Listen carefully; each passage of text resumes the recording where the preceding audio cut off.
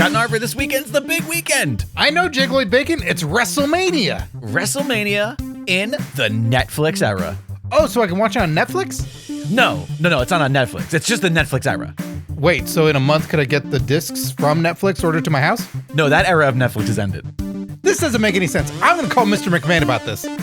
Good luck with that. Wrestlemania review today on Pro Wrestling Palskis.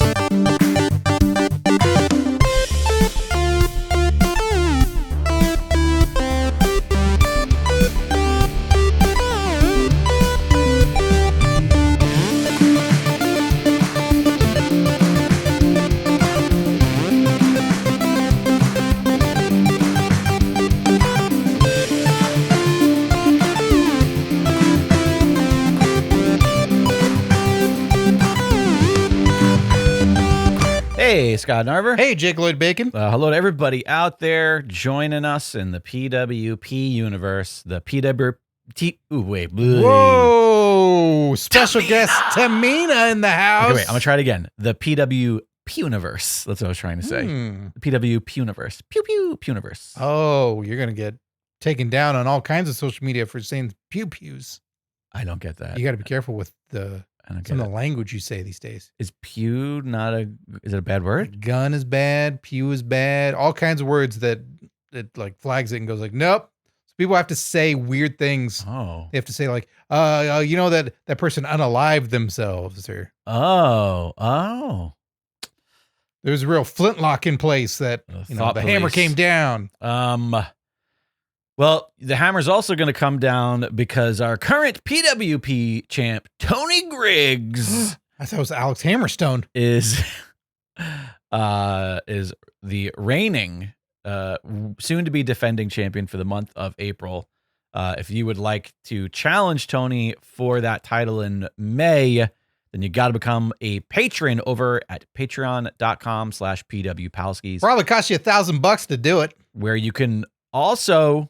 Oh, wait, I'm sorry. I was in the middle of my sentence, so I didn't play along with your improv. Yep. No, it's not $1,000, Scott Narver. $999. No. Then what? Oh, I thought you were going to keep going. We're going to just keep doing this till we got $998. No. $997. No. 666. Sign of the devil. Oh, we should have done that. That's like our phone number. Yeah. Do you remember when we got that phone number and current co-hosts at the time were like legitimately not okay with it? Yes. That it was a conversation. Yeah, they're like, wait, really? It's 666? What are you kidding me? Yeah, and there's a lot of other numbers too. It's like the trailer for End of Days when the line that's from the movie, but it's pitched. They're saying like, I'm gonna butcher it, but it's Rod Steiger going, the mark of the beast is aware and present, and sometimes the number is not what you know it to be, and it's showing 666, but then it flips it upside down. And then adds a 1 in front of it because the year was 1999 and the devil was coming. And so it's like, no. You can't just say it's in there and then flip it and add it upside down. That reminds me of like those videos you find of like these like far right loons who are like trying to find secret codes and things that like Democratic politicians do. Like the number 23. And they're, yeah, exactly. And they're always like trying to like, yeah, but if you turn that sideways, then you draw a line through it and then also add 3 more numbers. It's like, but why would you do that? Right. Someone who's exceptionally good at that is James Rolfe, the angry video game nerd.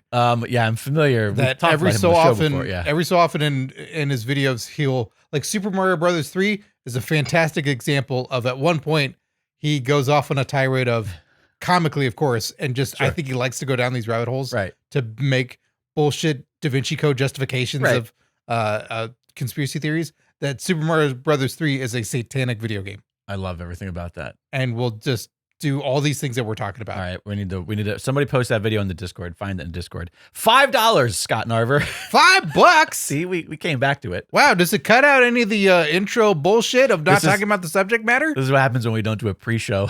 Yeah. We end up talking about. We'll get to wrestling in a minute here, kids. We'll get there. It's only been 3 minutes? Calm your fucking shit. It's WrestleMania. We got 2 nights, all right? 2 nights of Mania.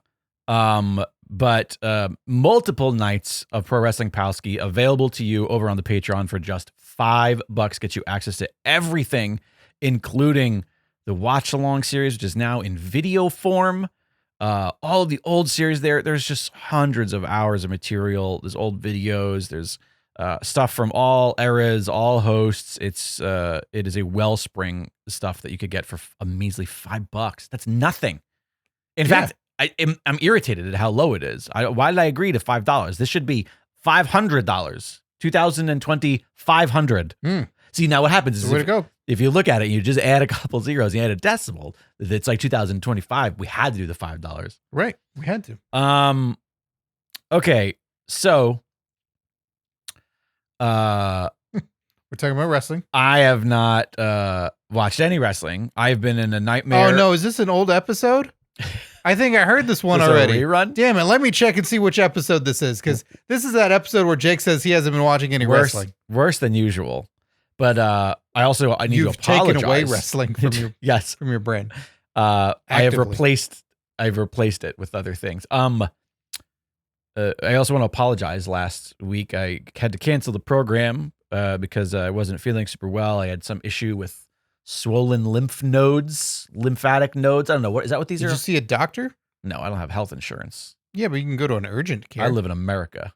Yeah, I couldn't. I didn't. I just waited it out. I probably would have gone if it was another day or two, but it was really bad. But it was only 9 days, so it felt all right.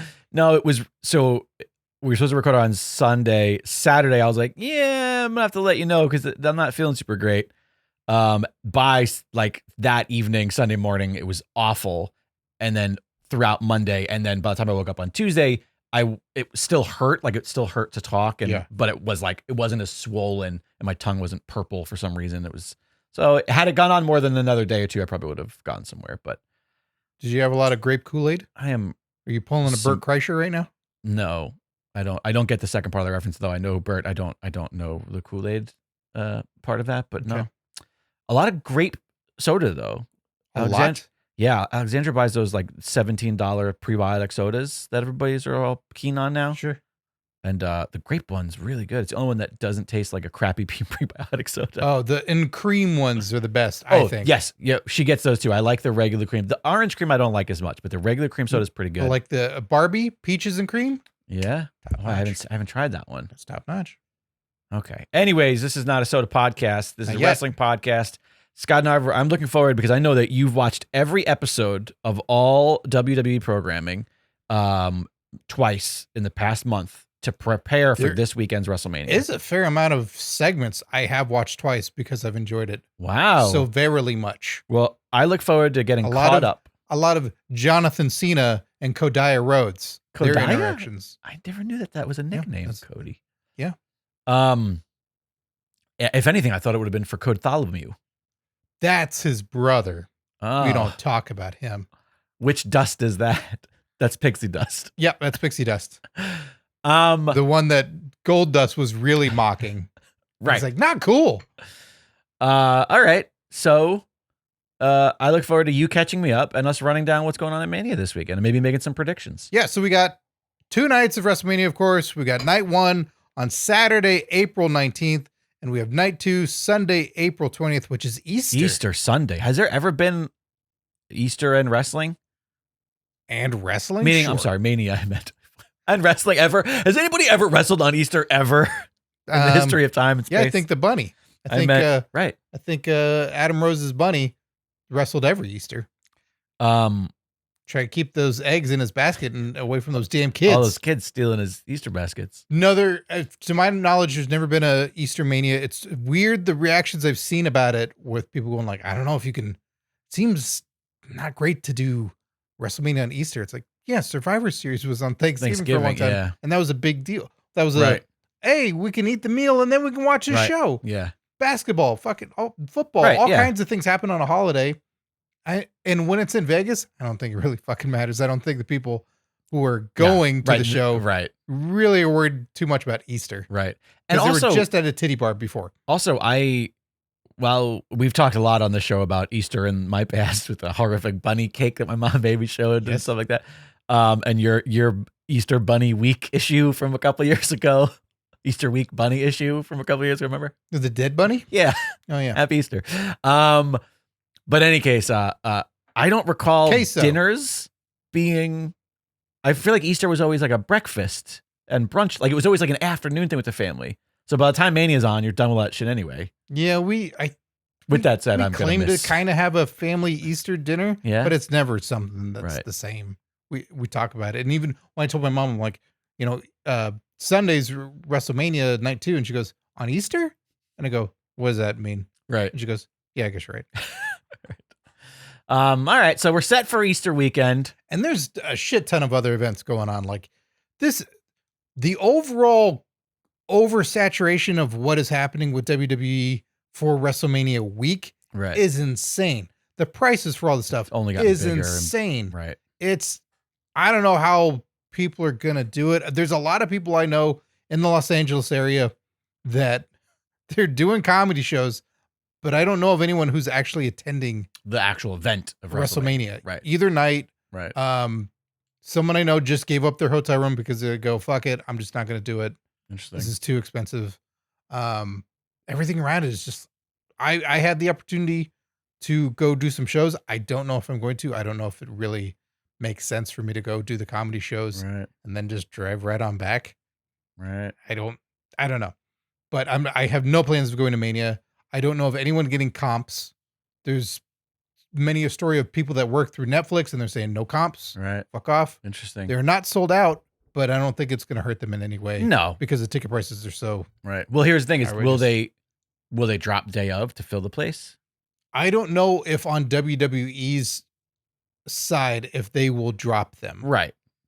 Because the secondhand market they will drop.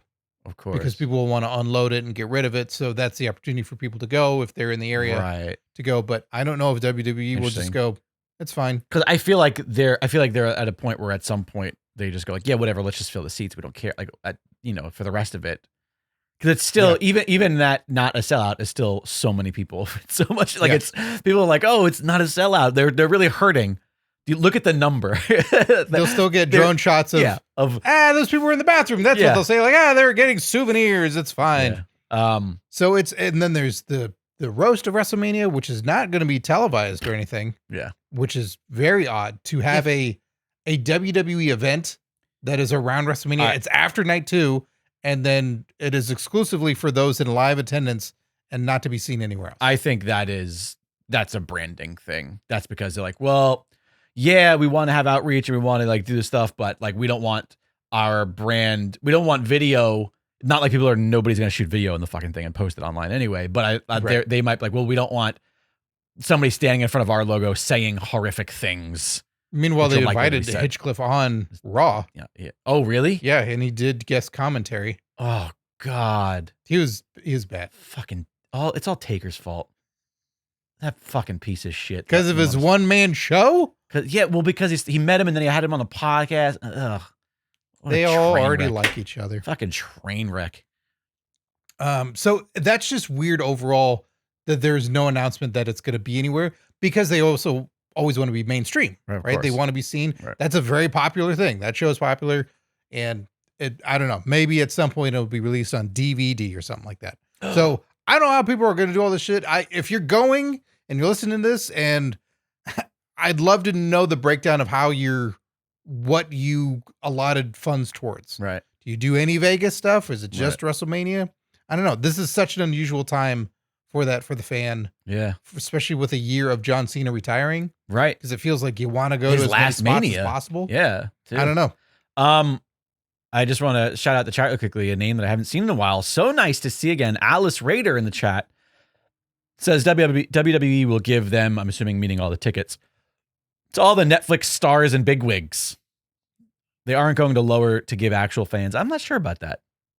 I don't think that they're going to give them a way to, because I think like the star, like they certainly have. Are stars coming though?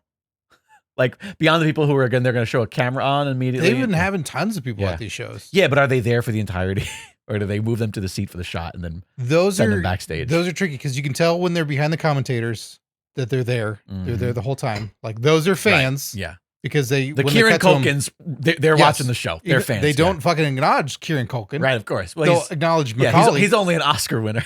Yeah, someone's got to update Triple H on the fucking Culkin hierarchy here, and. Then there are those seats where we'll see. I like to think that he's like, get me the one from Igby Goes Down. That's my favorite of the Culkins.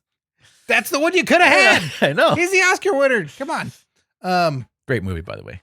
One of my favorites. You'll have those seats. You'll have the like Mickey James is here, and she's just there for the segment, and then they get her on out of there. They wheel her back out. So, yeah, I think there certainly will be, because Vegas is, you can get your Los Angeles, your San Diego, and Vegas area. You got that whole area where people go out for a night, or a day, or 2 days, and they can get them there. It's like an easy weekend because you can drive. It's not like, oh, yeah, not that everybody will, but it's a simple. Get many an athlete, many a rapper that Triple H seems to know about more than Culkins. Yeah, I think they'll have a fair amount. They already have those netted, but those aren't going to be in the cheap seats. Those aren't going to be in somewhere where they can't show them on camera. Yeah, that's kind of what I was getting at, where it's like, yeah. So, yeah, those are the ones that are left. To Alice's point, like, I think they will definitely fill those spots. They have those reserved for as many celebrities as possible. Right. But then all the other ones, I don't know. Right. Maybe they'll let like Joe Hendry sit in the balcony. Or like some TNA guys, like, you want to come? Right. Come on. You're up there. You're way up there. That's what they should do, is they should give all of those to just every other company's roster. Yeah. Yeah. I saw MLW. I went and saw the MLW Battle Riot 7, and that was God, how many people was it? Isn't Battle Riot a little redundant? Will they allow weapons? I can't wait to watch war fighting. Well, it was 7, so they've had a lot of battle riots. They clearly have. And it was a 40-man. I can't remember how many people it was. It was a lot of people battle royal. All right. So all those people could also sit up there too. That's great. Paul Walter Hauser. Put him on up there. There you go. He'll stay for the whole show. He will. He'll try and jump off something apparently. But all right. Well, in any case, we've been doing this for 15 minutes. We still haven't started talking about any matches. Yeah, we're talking about Mania though. You want to get into it? Sure. Night 1. Do you know? No. Okay. So we'll kind of start from presumably what's the bottom of the card. This is in no particular. We only know the main events of each night. Okay. But I've had a couple of sources saying like this is what's night 1 and night 2. Okay. Stuff changes. I don't know. But and we still have a Raw and a SmackDown before this. Yes. Yeah. Yes, we do. And so something could be added, but this is what we have as of what's today? Sunday the 13th. Oh, today's episode comes out on tax day. We should talk about. We should try to trinkle in IRS references as much as possible. Will do. So we've got the War Raiders, who are the WWE World Tag Team Champions, versus the New Day. I think you mean the Riot Raiders. The Riot Raiders with Ruby Riott. Okay. And so Raiders Valhalla. Raiders versus New Day. Yes. For a title. Yes, the World Tag Team Champions. Okay. And have you been watching it? Do you feel like the heel New Day has delivered? They have some wins under their under their hats. I'm glad to see that they're not fighting the LWO. Yes, because I thought that was like the only thing they'd been doing since they turned. So that's like everybody's starter point. Okay. Of, hey, we got something going here. What do we do? Got LWO guys. Right. Well, those actually aren't the LWOs, aren't they? They go, yeah, all right. So yes, and the War Raiders have been going. There's not a lot of story to this one. I think that's fine overall for some of these. Like you can't have everything filled with story. And when you have John Cena turning heel, right? And also, it's a title match, and that's enough, right? Yeah. So I think this could be pretty darn good. I don't know. I don't think it's gonna be amazing, but I certainly don't know who's gonna win because you now got the sympathy of the War Raiders. People liking them, knowing their story. They've come back from injury. New Day's got some legs going, and they're evil now, and they haven't. Yeah, but I love this because it's two teams that we've seen for a long time, and it's finally them sort of in a completely new form. War Raiders in like the sort of the best version too. Mm-hmm. Interesting. Yeah, I think New Day hasn't challenged for titles in a couple of years. They had mentioned. I can't recall where you were on War Raiders, even when they had terrible names and were dressing like they were at a Ren fair. I don't think any of their names have been great. When they're interchanged, like I go, I can't fucking keep track, and they're all the same to me. The point I was getting at though was about like their in-ring. Like I've always thought they were great wrestlers. Like I've always enjoyed them. They put on really good matches. If this is like no stipulation, just like a regular match, I didn't always love. I feel like they could Eric's do great. Knee to the face, and then all the way down, like he's gonna make out with him, but he doesn't. I'm struggling to like he does it. So the bald guy, the thinner bald guy, does the knee to the face, the rising knee, and then they like slowly fall back, and he's going like face down to them, to their face the whole time. It's like, all right, strange. Every time. Yeah, well, that's how he makes sure that he gets down there. Pin him. That he is with his forehead, and he's not Jaw acting like Austin. It's just a weird. What are you doing? You got a crush on everybody knee in the face? It's a little Cosby-esque. It's a little, you knock him out, and then you're getting a little too close. Okay, all right, that's fair. The Cosby Raiders. The war sweater. Theo's going to come out with. Oh, okay. Right. Yeah. Okay, got it. So I think this will be a good match. Yes, 100%. Yeah. Any predictions I think on your winner? The Raiders are the defending title champions, so I think that I think it'll be a change. I think if you just turned them heel, the New Day, like 4-ish months ago. Yeah, they need that title for sure. I think that they need to win this more than the Raiders need to defend it, especially as the babyface. Because if this is just the beginning of this tale with them, I would much rather watch a babyface Raiders chasing the new heel, super despicable, super, maybe cheaty New Day. I go for War Raiders. Oh, really? All right. I'd say have the New Day be pissed off in front of the crowd and the crowd razzing them, and then have the bad guys chase. This is also one of those where, like, if it starts the card, I go, oh, War Raiders will retain. Like, so this is one of the things where I feel like from a storytelling over the night standpoint, might be able to guess who wins by its placement on the card. Sure. Yeah. I feel like they love that opening match feel good usually. I don't think this will be the opening match. No. Okay. Rey Mysterio versus El Grande Americano. Oh, is that that's Chad Gable? No, that's Rey Fenix. No, yeah. I can't tell. They rebranded him as Grande Americano. Yeah, Hulk Hogan comes out with him. There we go. Yeah, but not as whatever his name was, Mr. America. Mr. America. It's just Hulk Hogan. He makes Jimmy Hart wear his mask, which is way too big. Right, but they want a real American hero. He's constantly pulling up the eye holes we can see through it. Yes, this is what many people speculate to be Chad Gable. Yeah, I think that I don't know the story going into it, but I think this is going to be predicated on what the story is. I feel like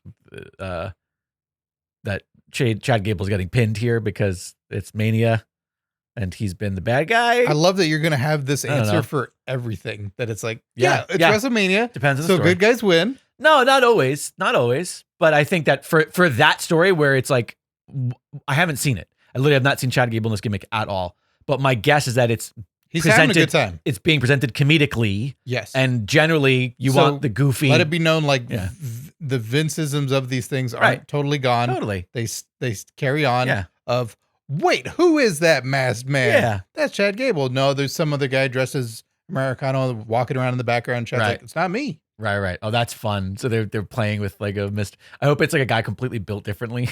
No. Really? They found dudes that are built just like Chad Gable. But he's having a good time with it. And Alistair in the chat says, it will end in luchador shenanigans. Is there a Spanish word for shenanigans? Wait, we have those luchadors from the previous year. The football players. Remember? Oh, yeah. Travis and what's his face? the Kelsey brothers. Yes. Because they got involved with the LWO thing. And they were wearing like Philadelphia Eagles masks. Yes. There we go. There's your luchadors. And it's Irishy. They're green. I think El Grande Americano takes this one. Okay. I mean, story predicated, but yeah. Why? Because it's a 50-50, man. If they're continuing with it, if at the end of it, if the point in this Mania match is that he's going to rip off the mask and they're going to be like, oh my God, it's Chad Gable. He's probably been around for about a month. Okay. There was a vignette or two of. So there might be some more legs. Of like Chad Gable looking for. The Dark Luchador. Yes, the Dark Luchador.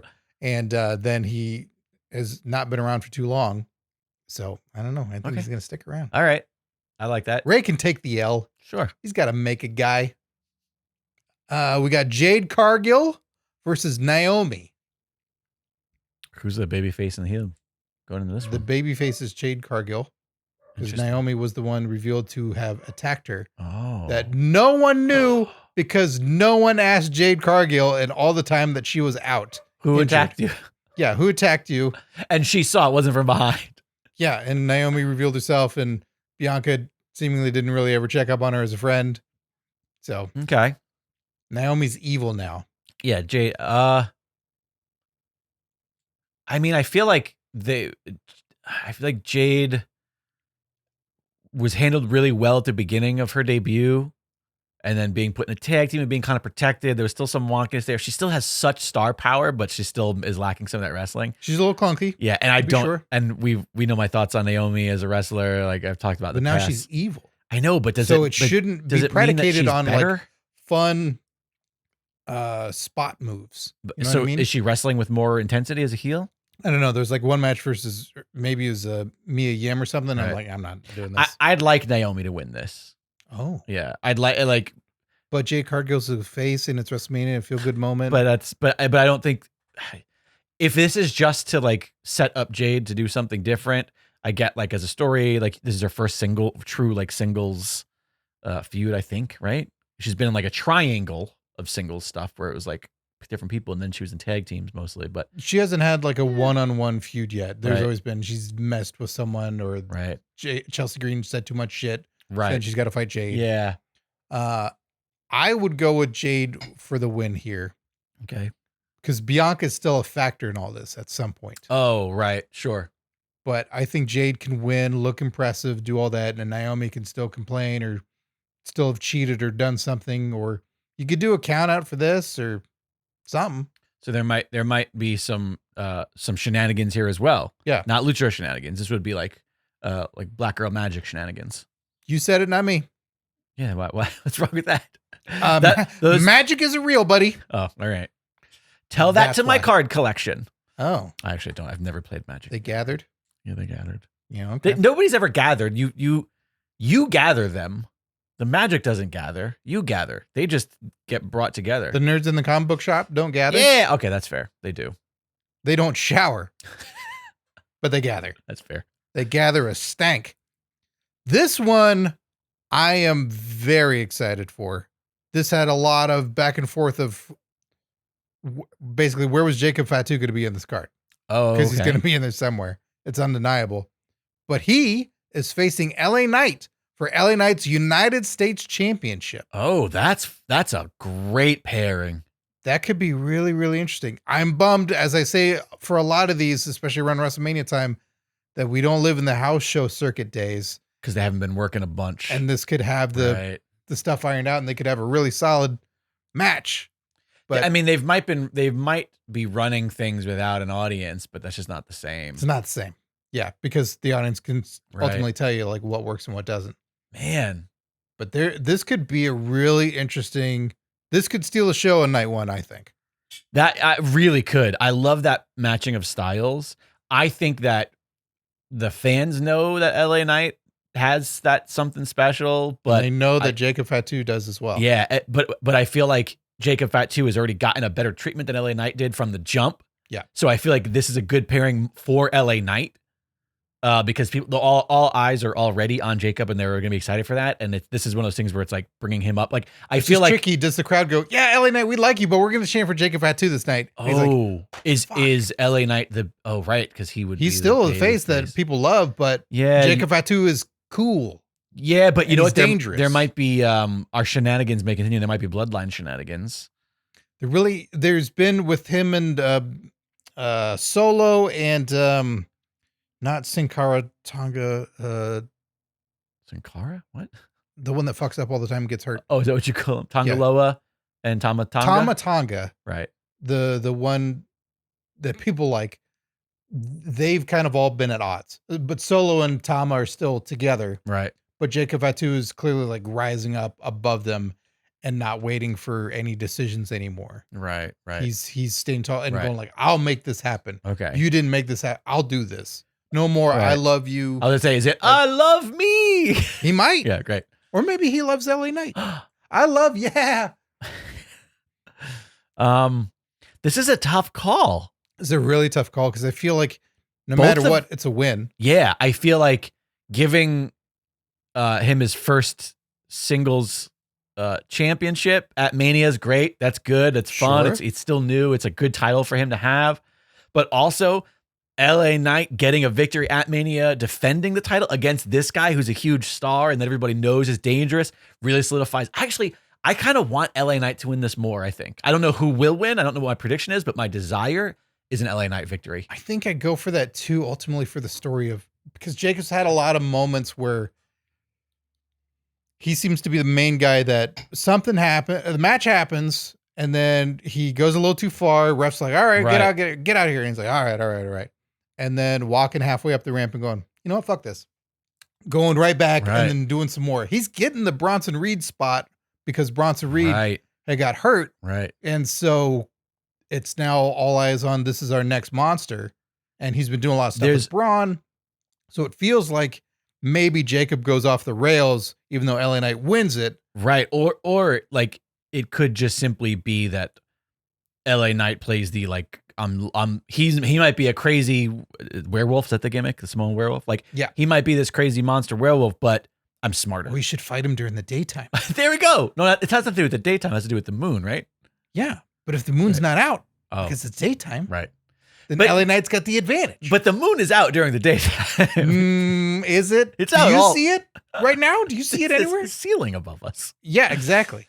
In any case, what I was getting at was like, Fatu could just like go too far. Like he could lose his temper and he could get beat in a way that's not like got knocked out, but he got caught. And I think that's another good way to be like, LA Knight's a better like technical wrestler. He beat him. He caught him. Doesn't fight as emotionally. And maybe after the match gets his fucking ass beat. And then we can continue where LA Knight gets the definitive victory, defended the title, but lost because he got his ass beat afterwards or something like that. I'm hoping this is going to get into something that Alice Vader asked us in the chat here. Because she says for this, I'm looking forward to both Fatu Knight as well. Fatu is a beast. People will cheer both. I think that's right. Yeah, there might be a like they both punch each other. Everybody goes, yeah. Oh, yeah. It's just everybody likes it no matter what. But they got to say, yeah. Right. For when. Oh, yeah. It's just, yeah. Yay! Yeah. Oh, yay. All right. Everybody get coordinated with that before Mania. Or they'll say, they'll go, fa, do every time Fatu hits. I really hope that for the entrance, and I know it's Mania, there's going to be a lot of extravagant entrances and things that we will not contemplate or think of because they have crazy budgets and they come up with weird shit. But I hope LA Knight gets mic time either right before the match, one of those things where walk and talk on the way to the ramp, something like that, or either on the ramp or he's in Gorilla. Yeah, that's what I meant. Like on the way to the ramp. Yeah. And he's talking and then fires the crowd up and then he comes right back. Yeah, kind of like what they were doing with Jey Uso for a long time. Yes. Where it's like through the crowd and then the music starts once he gets to the arena entrance. Like, yeah, LA Knight could. There needs to be some talking beforehand for that match. Hype everybody up and just I don't know, it's just what he's the best at. Yeah, this might be a good opening match for them. I don't think this is the opening match either. No? Okay, but I think it could be good because of that reason. If it starts with, just like the from backstage, just the crowd is quiet, the pyro goes off, welcome to WrestleMania, and then there's daytime, there's no moon. Yeah, and then you just hear, let me talk to you. And then everybody goes crazy, and then you cut to him on the screen backstage. Mm-hmm. Or like he abducts a cameraman. He abducts him. Yeah, you know what I mean? Like when they take the camera guy, look, follow me, and they grab the front of the camera. He does this. Yeah, I'll do it to the camera for live stream. He goes like, hey, come here, let me show you. He does that. Yeah. I get it. A little sidetrack here. Alice Raider asks, question for the end. What's the over-under and the time spent on entrances? I think that Who gets the lives banned in their entrance? I think that you read that wrong. It was question for the end, meaning like when we're done with all this, I have a question for the end. I thought it meant the end of time. Question for the end, meaning that when you answer this, it is over. I thought she was calling our demise. I like that you added in a comma like you were Christopher Walken. Yeah. What's the over-under in time spent on entrances? Who gets the live? Triple H used to be like the longest entrance. Yeah. Orton felt like it, but it was Triple Cody's. H. Is Roman? Roman's got a long-ass entrance. Mm-hmm. So I forgot that match is just going to be entrance crazy, except for Punk. True. Although he's going to have something dragging him down. I think that Longest entrance. I don't know. Can we come back to this? Can we actually make it for the end so I can see who else is on the card? I guess if you want to acknowledge all of her words, sure. Next up, we've got Tiffany Stratton, who's the champion, versus Charlotte Flair, and this is for the WWE Women's Championship. Have you heard about the segment they had on SmackDown recently? I saw a little bit of the fluster where maybe they went off script and got in trouble because they started taking personal shots at each other's love lives. It got weird. Right. And it was got clunky and weird. Yeah. It got Hangman Adam Pagey. Interesting. Well, can I be honest with you? Like, please. As much as I love Charlotte, that happens a lot with her. I feel like there's a lot of times where we talk about this when people are like a little bit too overzealous at improv, where like some people don't know like that was your out, and they always add that one more thing where it's like, oh, we didn't need that one thing. I feel like Charlotte does that a little bit more often than other people at her level. It usually does work to an extent for the character, but also it's like we didn't need it, if that makes sense. I think that I'm not surprised. This would be the note I have for Charlotte, not being a professional in anything and not having a particular job of any sort of high performance, to let Charlotte know, here's what should happen. She's falling into the Stephanie McMahon isms. I think Stephanie did this so much, where if someone had a barb or something thrown at Stephanie, before the audience can even fully react with like right. Stephanie go, oh yeah, you're this thing. Right. Exactly. That's what I'm getting at. Yep. And Triple H does it too. Like there's always I'm going to top you. I got a quip for you. I'm going to top it right back. I may mutter it under my breath in a microphone and it's still loud, but Charlotte doesn't need to do that at all. Charlotte can take them all in and take in a couple and then have the audience react, like look at the audience. And if it's, oh, your marriage failed, like, oh, I see. And even to just take your time and something simple in return. It can be just you're jealous. Right. Exactly. Because I can have whoever I want now and you want what it's hard to sell the like queen royal, I run this business, I'm the top of the totem pole in the women's division, blah, blah, blah. And then also be like, yeah, well, your boyfriend likes me too.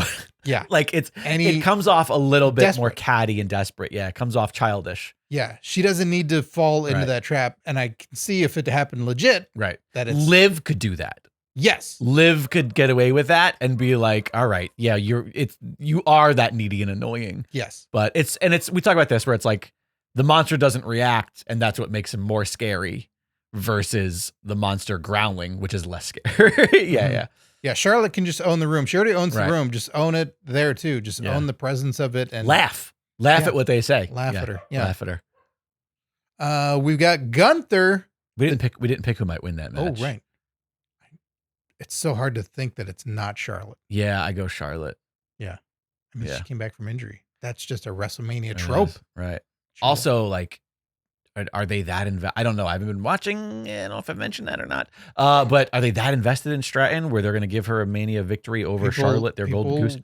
Really like her, and they were hot for that. They had a segment a couple of weeks ago where they were doing the pull apart over and over again, and they're going crazy, and security couldn't stop them because security has a hard time stopping the ladies because you have to grab low. Yeah. You can't. You gotta go to the waist. You're grabbing boobies, otherwise it's on camera. You're in trouble. You're fired. No, you can't do that. So they had a great back and forth of just breaking away from security, fighting, crowd going nuts. So people are into this for sure. And I think people like Tiffany. They've loved Tiffy time. She's got the catchphrase. She's blonde. People like that. She had the Money in the Bank, all that. Like they were wanting all of this to happen. And her being a face is still just a little weird to me. Yeah. But people are into her. All right. Gunther, the champion, versus Jey Uso for the WWE World Heavyweight Championship. I think this is now your opener since we've determined what the main event is that we'll get to next. Oh, okay. So I didn't. Okay. Okay, that makes sense. They do like putting a big title match right at the start. Recent years, they go like, "Oh, this WrestleMania is a big deal. We're not wasting any time. We're getting right into it." And it's a shame. I really pictured the end of night one of just so much yeeting and the crowd losing their ever-loving minds. Yeah, of him beating Gunther. That does feel like a great main event moment, but maybe that is how this whole thing starts. You're right. Maybe maybe it's just so crazy and energetic and people are off to the races and you have to have something that you're kind of fucked at match 2 for this one. I I pick Jay to win this, although if they were just like, still not doing it, I wouldn't be surprised, because that seems to be what they do with Jay. Because also, it's just like people love a guy chasing. But this may be Gunther's role. Like, he dominates for the majority of the year, and then a Sami Zayn underdog comes along. Yep. And then a Jey Uso comes along, and they couldn't get the upper hand for all these times, and then they finally got it. Yeah. Gunther sits back for a little bit, comes back, dominates again, doing whatever he does. Right. I love the story that's gone into this. There was a segment a couple of weeks ago where Jimmy confronted Gunther backstage and slapped the ever-loving shit out of him. Really? It was so loud and so hard, but Gunther could clearly take him. And then they fought the following week, and then Gunther had gone too far. He was choking him out. Jay comes out for the save. He runs away, comes back, beats up Jay, and didn't see that Gunther was coming. Bloodies him. Ties up with a zip tie Jay to the ropes, and then bloodies up. Oh, I saw Jimmy. I saw a piece of that segment because I feel like did he hit him with a belt, or because it looked like Jimmy had like a pretty gnarly gash. It wasn't like a blade. I think it was. Oh, okay. Because it looked like it was vertical, but maybe it was the image I saw. Yeah, because it was meant to, like, he's choking him out. Then it just out of reach of Jay. Yeah, I did see that. Jay that freaking out, and then they did a follow up to that where because nobody's allowed to get in and interfere until the segment's over. Well, I think they handled that well for all the times that they do have everyone run out all at the same time. Right. There were people out there, but they were treating it, and I think you can get away with this once. Gunther is someone you don't want to fuck with. Right. And he's already fucked up this guy and bloodied him. How do we get in there and stop him? So they're yelling from out of the ring, like, please stop, please. Right. And they didn't want to get hands on. They did a follow-up, and Jay talks seriously to Gunther, and it was just a really great promo that you think he's going to then strike him or do all this stuff. And the short of it is, I can't do it justice. It's worth watching. That post it in the Discord for us. You talk to your family, you talk to your mother, you do these things. I had to talk to my mother and let her know that Jimmy was in the hospital. Like, and ultimately you're going to have to talk to your family about what's going to happen to you, because I'm going to beat you. I'm going to take everything from you. It was just another side of Jay again. Right. Yeah. More layered and more serious, more earnest. And it didn't fall into a trope where you go, okay, so now you then fought it. You hit him with a chair and bloodied him. Okay. Right. Something different. Good stuff. It was good shit. Yeah, this is one to look forward to. I think that Gunther tends to bring the best out of everybody, and I like Jay as a talent. I like the character, but I've always been very hit or miss with Uso matches. Yeah. I think they are better as a tag team than as singles. I'm sorry to be that guy, but that doesn't mean that even their tag matches are all always amazing. But I do think they're both insane athletes. They have great timing. They have an intensity, which is the stuff that I am most critical of with wrestlers. There's some wrestlers who just feel like they go through the motions. Those guys are all great. I think Gunther doesn't have bad matches. No. And I think this is a sleeper for, like, this could be really great. And I think this is the best position Jay has ever been in a career where they've constantly put him in really good positions. Yeah. Especially because in this one, it feels like he's winning the thing. Yeah. Whereas in those other ones, Andre the Giant Memorial Battle Royal will pay off. Right. For finally, somebody. Dividends. Then we have our main event. Guaranteed main event, Roman Reigns versus Seth Rollins. Okay. Seth freaking Rollins. So this is closing versus CM Punk with the not favor in his corner. With the not favor. What? Kidding. No, I don't know if you knew the story of the favor. I have no. Okay. All I know was that when Punk was in War Games, he told the Bloodline folks that, or I guess he told Paul that he owed him a favor. Yeah. And I did see the segment that somebody posted online where they did a contract signing. Yes. And Heyman said, "Oh, look in the fine print. I know what you're looking for, Punk. You're in the main event. You're in the main event." And he got all emotional. Yeah. And they both did. And I don't know whether is that the favor? That's what everyone thought. Oh, that's the favor. And then that segment closes with Punk saying, by the way, that's not the favor. Oh, okay. So the favor is Punk saying that in my corner will be Paul Heyman. For the triple threat. For the triple threat in the main event of WrestleMania. So he wants, okay. It's not he wants, it's happening. All right. So the favor cashed in is Heyman is in his corner, and Roman is not happy about it, and Seth is giving him shit like, you let him in. You let all this happen. You brought in Punk, and then all these things are going to unravel because he's involved, because he's in this now. You allowed this. Okay, with so all does of your that so-called power. is the idea that means that is this just Punk playing mind games on Roman? Or is this mean like, no, he's going to be there, which means he's going to help me win because he has to give me advice throughout the match. He's got to wipe my brow when I come to the corner. Like, it's one of those things where I'm always interested in the logic of like a corner man in pro wrestling. There's a segment from 2012-ish that kind of lays all this out, of Punk and Heyman talking in the ring. Heyman saying, there will be a day when you will be the main event of WrestleMania. I will be there with you. Oh, okay. And it's all Right. it's all said, it's all there, it's all Wow. happened. And that segment's online. You can find that. And Punk saying like, yeah, we're doing this. And you are not with Roman that night, and the tribal chief will not have his wise man. Right. You will be with me. And so Heyman's been trying to say, yeah, I'm still the wise man. I'm still this. He is my tribal chief, but Punk is still my best friend in the entire world.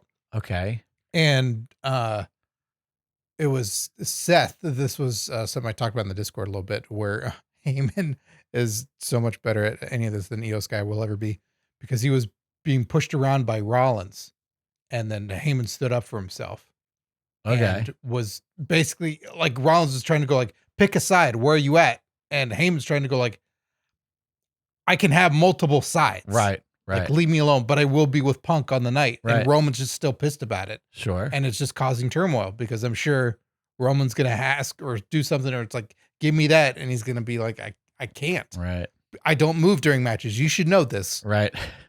So interesting. it's a layered, storied match. It's going to be a Roman specialty where he's going to get to talk a whole bunch. The only thing that I, not having seen it, just hearing the secondhand account here, it feels to me like this is a really good story that Seth Rollins should not be a part of, meaning the corner man thing. Like, it's the fact that, oh, he's in my corner. It's like, yeah, but there's 3 competitors, which feels weirder than it was like, oh, there's this side versus this side. And usually, Heyman's here, but now he needs to be here. That's a lot more of like a metaphor. It is. I think they've justified it really well with what I was alluding to, because for a while I was like, Seth doesn't need to be in this. Certainly doesn't need to win the fucking thing.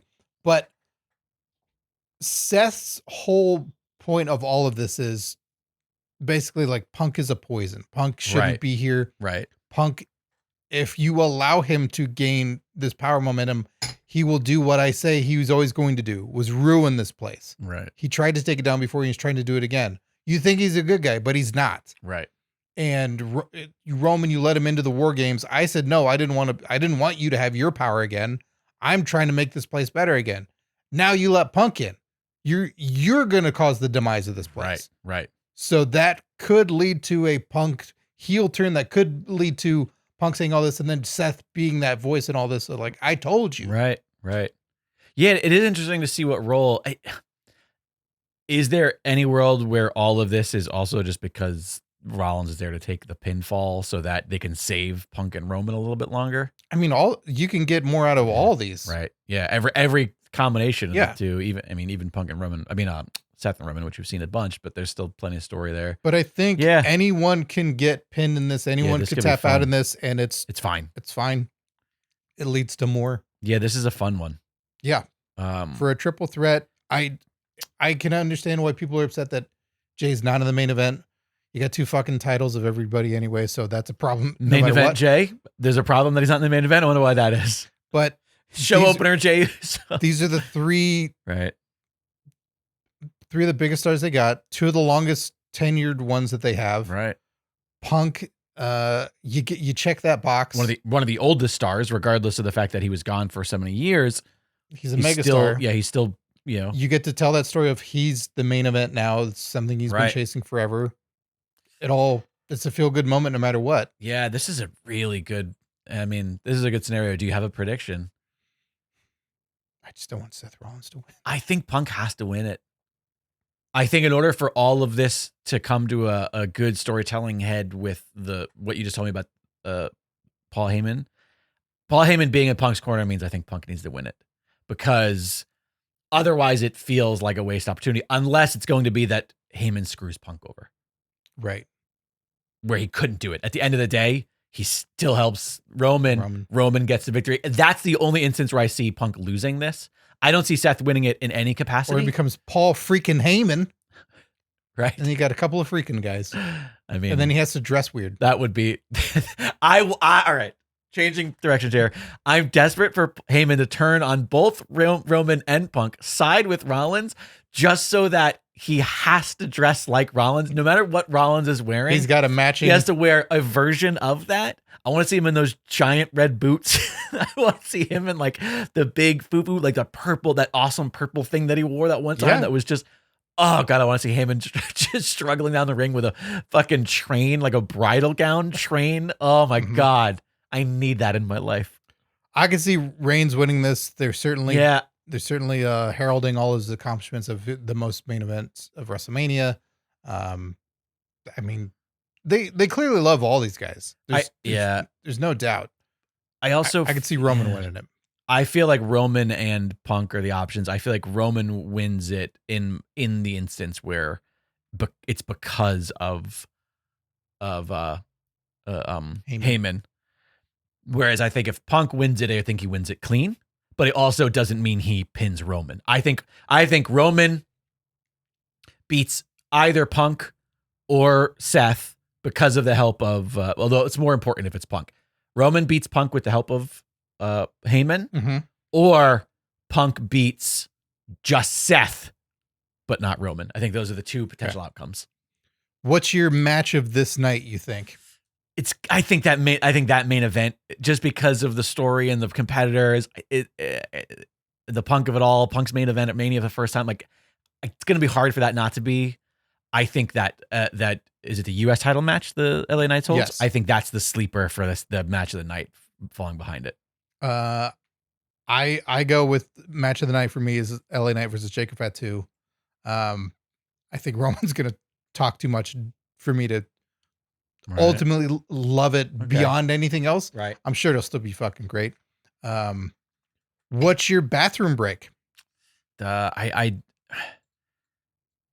don't know. I mean, I don't know a lot about the Lucha match, but it also seems like it could be really fun. Chad Gable's also doesn't, as a singles guy, right? Kind of in the Gunther category. It's not as much, right? Doesn't have bad matches. Doesn't have bad matches. I mean, God, now I'm going to seem like an asshole, but I think it might be the ladies' matches because I don't. Oh wait, no, there's two. It's two. I think it's the Charlotte match more than the other one because I'm interested to see Jade. I'm interested to see. It doesn't mean that I think it's going to be good. I might be for the wrong reasons, if you know what I mean. Yes. I think I want to watch that more because I want to see if Naomi could wrestle as a heel, or if it's going to be more clunkitude. And I want to see if Jade could. This is fucking Mania singles match. Jade Cargill, who I think is, if they could get her under control in the ring and she could really work it out, I think the future of women's wrestling, like full stop. There's also no reason why she can't just come out and fucking squash her in 3 minutes. Oh, God, give her a Goldberg treatment. Yeah. I mean, even less than that. But someone who's attacked you, you're now unleashed on them. Wrong. Like she went after an Elimination Chamber. Why not just the same? Dominate the shit. And Naomi could just be like, I didn't see that coming. Right. And if she's playing the heel, Naomi, and it could even start where she's jaw-jacking the crowd. Yeah. And Jade could just grab her, spin around, hit her with a big power, because isn't her finisher like a power bomb of some sort? I can't remember what her finisher is. But anyway, hit her with a big power move of some sort, pick her right back up, hit her with a second one, pin her, move on. And even if it's a 2-minute match, we might be like, oh, fuck, that sucks. But it might be the best thing for Jade. I think that'd be the best thing overall. That would be kind of bad. I think maybe my bathroom break might be the women's championship. And honestly, it's more so because I personally don't care about Tiffany Stratton. I don't like her. I'm not interested. Yeah. Oh, well, when will a white lady catch a break? My bathroom break is Seth Rollins' entrance. I could go to the bathroom, I think, I didn't know times. We could do entrances, in which case Roman's entrance. Jesus Christ, that thing is an hour and a half long. Yeah, but now he won't have Heyman slowing him down. That's why it's so long. No. Because now Punk's going to be going, it's clobbering time. Come on, fatty, let's go. He's going to be waddling like, hold on. I think Seth Rollins should come out in the the like mobster car that Cena took to the ring all those years ago that Punk was on. Yeah, he talked about that recently. Oh, did he? Yeah, on the show. You Love should watch it. It's a good show. So that's our night one. Shit. All right, this is gonna be a long show. Yeah. Hey, great we're previewing WrestleMania. People love this shit. night. Night 2, Sunday, Easter. AJ Styles versus Logan Paul. Don't give a shit. This is my bathroom break for the night. Really? Yeah, fuck Logan Paul. I fucking don't care to see this douchebag on my fucking television But anymore. what about AJ Styles? And I those children don't- that are tattooed on him. I don't care. He's great. He's the greatest. Great. Move on. I've seen it. I don't know what He they could retired possibly The do. Undertaker by being buried alive. And then clearly had no problem surviving it at all. But his two whatsoever. friends were then fired. Right. That's what happened. Yeah. His friends dug him out of the ditch. Yeah. And they're like, he's supposed to die down there. You let this guy live, and now you're fired. Yeah, you're fired. Fucking people saving lives. The worst. So hard to find good help these days. So okay, so you're just out. Yeah, That's how I was for Logan Paul, Seth Rollins. Do not care. I could not care less about this match. That's how I was for Logan Paul, Seth Rollins when that was Right. I was there for that Mania. I haven't seen a scrap of it. I don't know. I don't care. Is this for a title of some sort, or is this just a grudge match? Hair versus hair.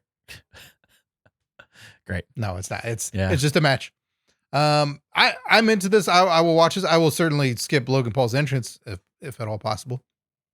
But I want to see AJ Styles win. I want to see him do cool shit. Sure. He's been gone for a while. We got Damian Priest versus Drew McIntyre in a Sin City street fight. So, Godfather? Oh, no wonder this fucking show is so expensive. The fucking tariffs on the UK to get Drew McIntyre in. Oh, that's where we're going with this? Not expensive hookers? No. Or Sin City No, things? those are all domestic. How There's no new tariffs on those. How many foreigners have I mentioned? Actually, previously? I don't know. This is the first time I thought of it. You know what? So far, night 2, not looking to be a night I'm interested in. I'm actually glad that let's hope I missed the right ones. I'm going to miss a little bit of night 2 because of Easter. After all that conversation, we have annual dinner plans with friends of ours on Easter. And so, because none of us care about Easter and we're so bad about like being friends and like getting dinner, it's like, all right, we know that we're always going to get together and have dinner on Easter because we know we're always free for it. So I'll probably miss a little bit of this night live. I'll probably try to rewatch stuff. Probably not these 2 matches. I don't care. I like Drew McIntyre. This is a WrestleMania rematch. I don't care. I don't like Damian From the Priest. cash-in. From the cash-in? Right, yeah. Because that's what... So Drew's done a lot of the heavy lifting of this, and I think this is I'm helped. sure of it. Well, just by talking, he called fucking one of the lines. I'm like, all right, I'm kind of into this now. He called Damian Priest a Timu Undertaker. A Timu Taker. Oh shit, that's great. Mm-hmm. Timu Undertaker. He has gone through. He's justified this entire thing, saying all the major moments of the past year and a half ish. That Drew has had these almost moments where you could say Punk was involved. Right. So is Priest. Priest is the one who cashed in on him Right. at Mania. He was in that match with Priest when Punk interfered and was on the... Yeah. Yes. Right. Priest has always been there. He eliminated him from the Rumble. They had the Chamber. Like, Right. Priest has always been there.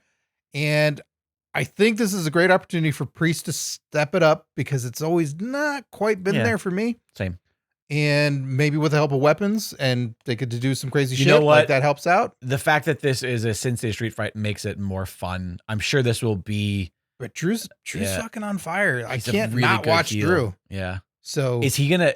Are we gonna get to a point where he needs to stop being so funny and good, or else he's gonna just not be able to be the heel? well, if he turns naturally good guy and still stays who he is, I Right. think that works too. But Right.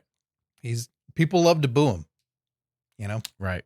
That's true. So I think I was where you were at when this started, Right. when the Rumble elimination happened, and I go, oh fuck, not those 2 guys at Mania. Yeah. And now I'm into it. The Enough. street fight element of it makes me more interested than the Paul Styles match. Mhm. But it's still not of high interest. But the street fight of it will be fun, especially because, these are long cards. Give us a fun little stipulation that helps break up the monotony of the traditional matches, and maybe they'll have a fun spot planned. I'm interested whether it's just shit around the ring because you have Mania, right? So if you're calling it a street fight,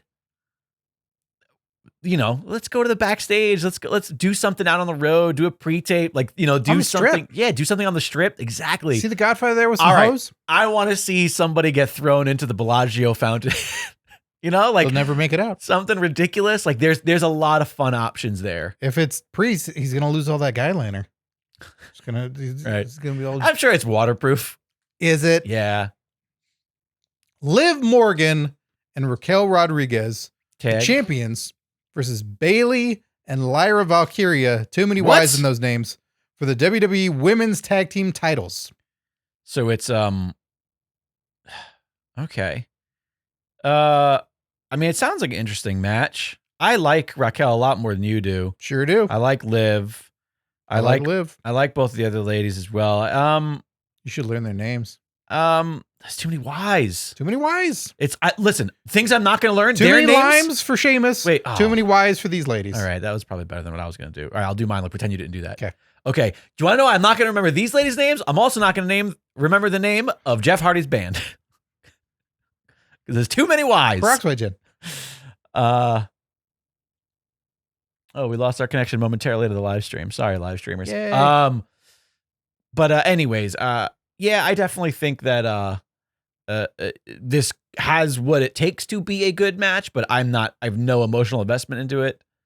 And so, yeah, so far night 2 not looking to be as exciting to me as night 1. This is my bathroom break. Yeah. That right now. Sure. Liv has grown on me a whole lot, and I like some of the others, but just nothing here for this. Right. I was into this a couple years ago when Tamina and Natalia, I think it was, that got to challenge for the tag team titles. Yeah. Because they won a thing, and then they got night, to do that. Like, sure, and they kind of did this again. There's a tournament of sorts. And all right. So, okay, that's fine, but I'm not. But also, what do Bailey and Lyria? What do they have to do with one another? I guess they've been competing against one another. They were fighting to get in the tournament for the IC title, and then they were like, Lyra "Hey, won it," and then Bailey fought her for it. Just recently, okay, Lyra won it. Oh, so now it's work with her, right? Whether so it's like a mutual respect, evil or right? Secretly, Somebody's gonna turn on somebody. Bailey, too many back and forth. She's gonna be like fucking Big Show by the time her career is over. Bailey Show.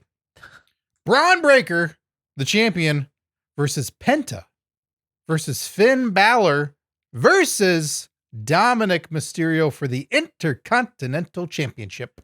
Wow. So Finn is Finn and Damian. I'm sorry. Mysterio. Are they still in Judgment Day? Sure are. This is. I like this match. I don't know shit about going into it. This sounds fun. Yeah, to you me. do. I told you the 4 competitors. All right, that's fair. This sounds fun. I love that element. I love the fact that we've got 2 people who are teammates wrestling as singles. A little bit at odds currently. Oh, okay. Dominic wants more members in the Judgment Day. Finn doesn't. Finn wants closed borders. Mm-hmm. Meanwhile, the gentleman Dominic's of like, Mexican you should take descent, acting classes, and Finn's like, no, I'm good. scowl face. This seems really good. Also, awful. I love the idea of just Breaker and Penta. Like that, the speed and power of Breaker, the intensity, and the way that Penta sells. I think they are good for each other, because I think there's a little bit of finesse required to do the shit Penta does that Braun could probably learn in the ring for the sake of safety and not murdering people. Yet there is a level of intensity that lacks in what Penta does that Braun can bring to him. Those 2 are really good for each other. And everybody else is just fun fodder. If you wanted to look it up and show it in the chat, there's a Braun Breaker spear to Carlito. Okay. That happened this past Raw. Okay. That is now. Do we want to try to find it? That is now making the rounds. We might not, for whatever reason, we might get pulled, but let's see. Well, you might be able to do like a Twitter. See the clip that way or something. Let's see. Well, yeah, it doesn't matter. It's you don't play the audio, still on right? YouTube. All right, sure. I'll mute the audio. So I'm looking for Braun Spear Carlito. Braun Breaker spears Carlito. I think you're going to enjoy this. Not as much as I do. Is it the video from the crowd? Or No, is it happened. Like you've passed it. I know, but these 14 are times over. yeah, but these are all like Facebook okay. It'll still be the clip. All right, I was just trying to be a little bit more professional. I'll see, this is what I'll try not to deal with. Watching it. Yeah, exactly. There you go. Alrighty. Let me make sure that this is all off. So yeah, this has turned. It seemed like it was going to be a one-on-one Braun and Penta, and it's changed quite a bit. And this, unfortunately, is let's just add as many people as possible to this. So I think this is like, oh my god! All right, that's pretty great. I love we don't Braun need the commentary. Yeah. This is like Gunther. Do you want to know what I like about it is that the contact looks a lot stiffer than it actually is. It's because both Braun oversold giving it and Carlito oversold taking it. Because it's just like it's crazy to see Carlito take a bump. Right. Oh yeah, you're right. Because he doesn't. He's bumpless. He's completely smooth. Just like Bookstore's brain. So this is like Gunther a few years ago when they were adding Gunther in the triple threat with Sheamus and Drew McIntyre, where it's like, you're doing this guy a disservice. Right. Because he should just stand alone in a one-on-one. Okay. And I think that's my criticism of this. Right. I don't think it's going to be horrible because if you, at the end of the day, if all three guys are lined up and Braun fucking spears all three of them at once, I'm fine with that. Right. Oh or my God. Even if Penta moves out of the way and it's just two of them. Right. Fine with that. You know what? Braun go over the spear and Penta can jump over him and he hits someone behind him. Dominic and Finn together, like sandwiched. It's fucking great. Braun's got to win this. Oh, 100%. Braun's just. Although, is there any chance that they want to do this for Penta? Because they kind of put a rocket chip on him. It feels like but maybe. Yeah, but he doesn't need to take the pin. He can lose the match and not get pinned. He can lose the match and not get pinned. Yeah. And Braun is good for Braun him. is the attraction. 100%. Braun is the crazy beast that needs these wins. Yeah, I agree. Braun to victory. And here's a perfect example of an ending right here for you, where whatever happens, Penta avoids it or gets out of there, and either Finn or Dom, in avoiding the spear, pulls the other one in the way or whatever, and then they can continue a story together with infighting and Judgment Day, or just one of them being ousted. Penta loses the match, still got a Mania match for a title, didn't lose it, didn't get pinned, so he's fine. Braun's still the champion. Like that's how you set it up. Alice Raider says, so happy Penta is on WrestleMania. That's pretty crazy. Sorry, Ray Phoenix. Thanks for debuting a couple of days ago. Io Sky, the champion, versus more wise versus Bianca Belair and Rhea Ripley for the WWE Women's World Title. So we're guaranteed another triple threat. Yeah, 2 triple threats in 2 nights. But also there's a 4 corner. What do they call it? What do they call it? That Fatal 4-way. Fatal 4-way. Thank you. Someone's My good. Brain just fucking shut off entirely. Yeah. There's a lot of multi-people matches on this one. This story of what's gone on is, I find a lot of fault. This is another triple threat where I go, you can't have this one person win this.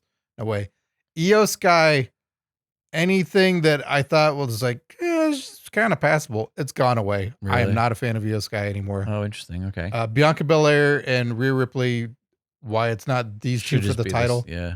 They have done something that I can understand on paper might have worked. In execution, I think Io Sky has flubbed every single moment of this. First off, she's so tiny compared to the other two. She's Iddle and Whittle.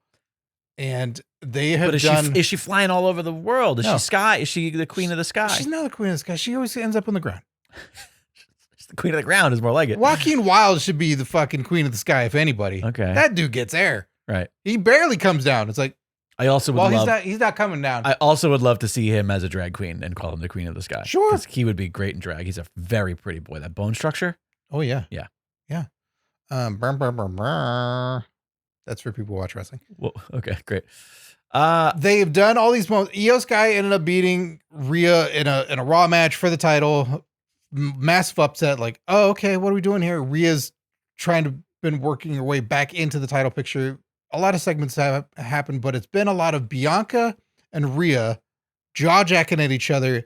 And then in the middle from behind comes Io. I'm here too. And then someone does this. They fucking pie face her away. Ooh, just diminishes her immediately. But she doesn't ever gain it back.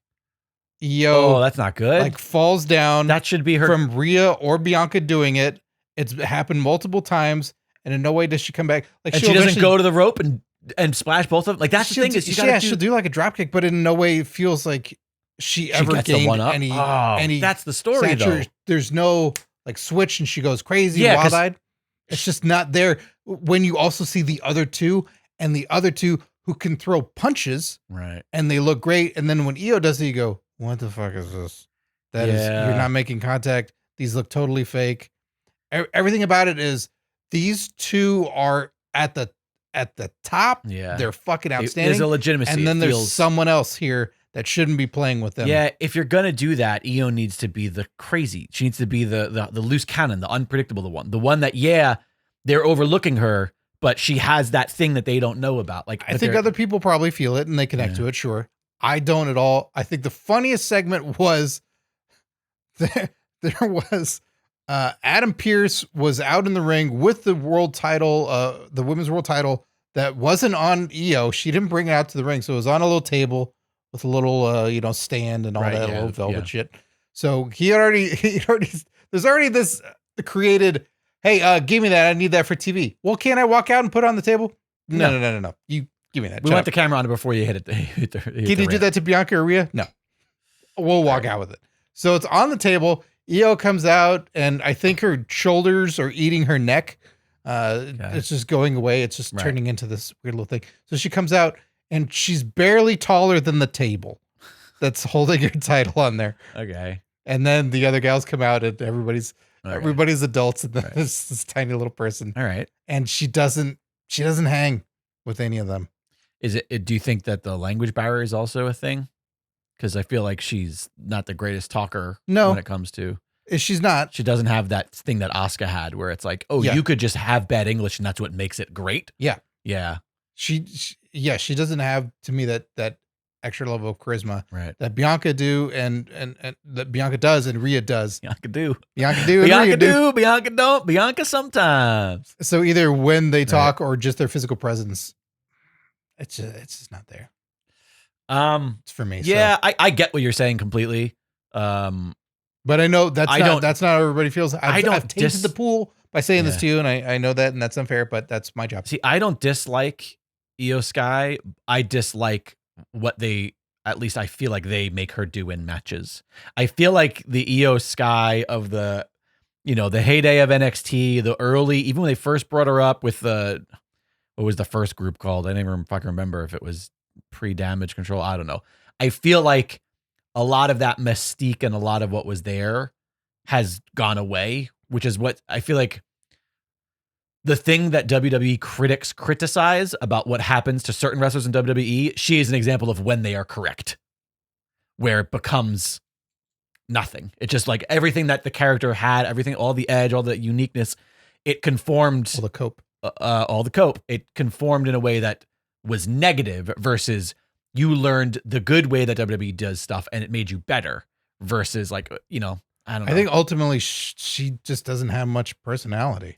You might be right. Cause I could think of my favorite Io stuff was when it was just like, she didn't talk and it was just the crazy music and she would come out in dark colors screaming. Yeah. She was dark colors. She would come out screaming and pulling her hair out.